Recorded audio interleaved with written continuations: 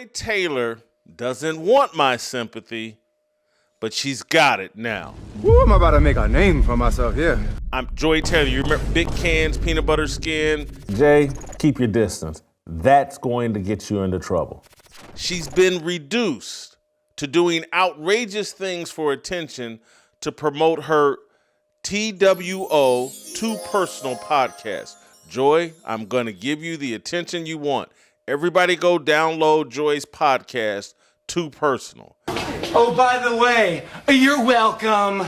She's so desperate for attention, she's released the most outrageous video any female sportscaster, sports broadcaster has ever released in the history of this whole digital media deal.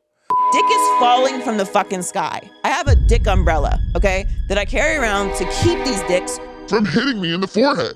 It is not hard to find dick. It's the most surplus, thing on the planet. There's a surplus of dick. So shut the fuck up about women throwing themselves at men, and it's so hard, you don't understand. She's ranting and raving about penis umbrellas and penises falling out of the sky and women being able to get more access to penis than a man can get access to vagina. It's ridiculous. That's sheer insanity. I'm out. I took a lot of heat for being honest, for recognizing hey, Joy Taylor's in over her head trying to talk sports with a group of men. She's going to have to resort to using her sexuality at some point because men put her in a losing position. because you can be extremely talented and not interesting. I like and respect Charlie Dixon, the Fox Sports executive that put her in a losing position, trying to force her into sports talk television. She had nothing to offer. It's now being exposed. When's the last time anyone's heard Joy Taylor say anything about the sports world? Does she have anything interesting, provocative, profound to say about sports? No. I am a gangster. What Joy Taylor can talk about is her big cans and penises and vaginas. It is sad. Any regular woman would lap you 15 times before you got to the first piece of pussy in the day, okay? Ass is good. Evil's good and ass is good. And if you get you a piece of evil ass, whoo! Someone, her brother, friend, someone reach out to Joy Taylor. Point her a better direction. This is sad. That she would put out this type of profane, degenerate type content.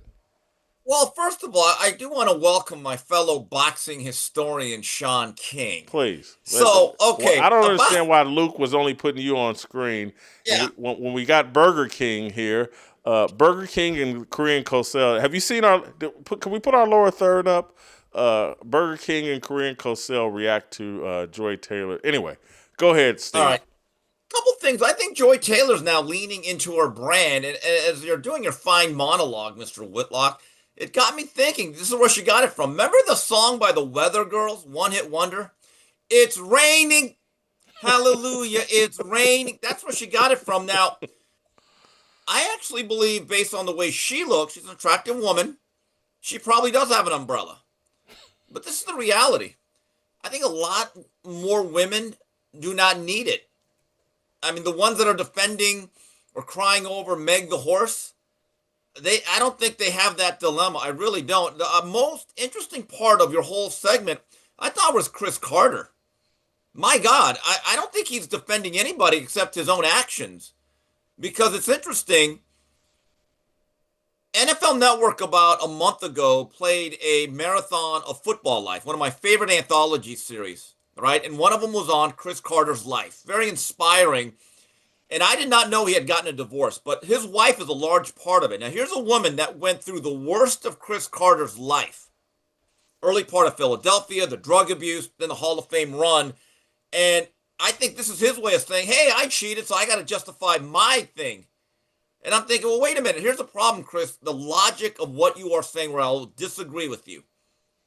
most of these affairs with makeup artists or whoever do not end in a marriage. I think that's a very flawed premise that he's working off. Sean, you want to join this conversation? What do you think of Joy Taylor here and Chris Carter?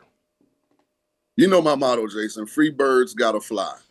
And I think this is who Joy has always been, but she's had to try and cover herself in something that's acceptable to try and have upper mobility in her career. Because if she would have been this person from way back, wasn't she on the show in Miami with Le Batard? Yeah. Helping.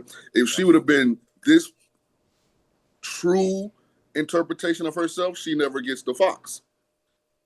So we talk about the immorality and the promiscuity, but it's almost impossible for a woman to truly be her own in her own realness and still ascertain the levels that they're trying to get, whether it be financially or status-wise in this business. And hold for a second. I'm not caping for the moral component. I'm just saying that everybody, in my opinion, is presenting the version that they think helps them elevate. Diana Rossini reached the top of the profession, particularly for sports women in media, and she was pretty baldy, salty in her appearances on Le Batard and other shows. And the only thing that got her in trouble was that it got exposed between her and Vrabel, but I don't think she was. Maybe we weren't paying attention, but she was hiding in plain sight. She was making it pretty clear what she was about in her interviews. Well, the background or the opening acts don't get as much scrutiny as the lead, right? The headliner. And so Diana's never really been a headliner. She's well known in the space, but to the public, when you talk about an insider in the National Football League, the average Joe Buck's not going to say Diana Rossini before, these events. They're going to say Adam Schefter. They're going to say, a whole list of other people before they get to. So that spotlight scrutiny wasn't on her to that level and extent. Steve? There's something I want to repeat I said to you last week. I don't think Sean was with us, but if Diana Rossini would have acted and comported herself like, let's say, Andrea Kramer, real professional. I don't think there's been a hint of scandal with her. She's a real football person, extremely professional, okay? If she would have had that personality and that persona, I think people would be like, oh, wow, she was with an NFL coach. I think it would have been still a big deal. But the way she comported herself and the image that she gave herself, and with all these jokes where it's like a bad sitcom where you rip on the husband, the beleaguered guy, but all of that matters. It's part of the story. And eventually, ironically, she became the punchline. She became a prisoner of her own brand of humor. I think that, and then for Chris Carter to say, well, Diana Rossini's going through a horrific, well, yeah, of course she is. But what about the husband and the kids? Do they matter, Chris, at all? Poor her, huh? Okay. It's a great question. It's a legitimate question. And Sean, I mean, this is where I like athletes coming into the media space and taking primary positions in the media space. They want to turn it into a football locker room. And maybe the executives, maybe that's what everybody's paying for, is like, that's the kind of conversation you have in a football locker room. Guy talk, guys joking around, guys lowering standards and minority. But, these media companies need to be trying to elevate the conversation and trying to elevate professionalism. This is part of it's like I'm pro having athletes on shows and them getting paid a lot of money or whatever, but they shouldn't be driving the conversation. They should be adding to the conversation, but not driving it.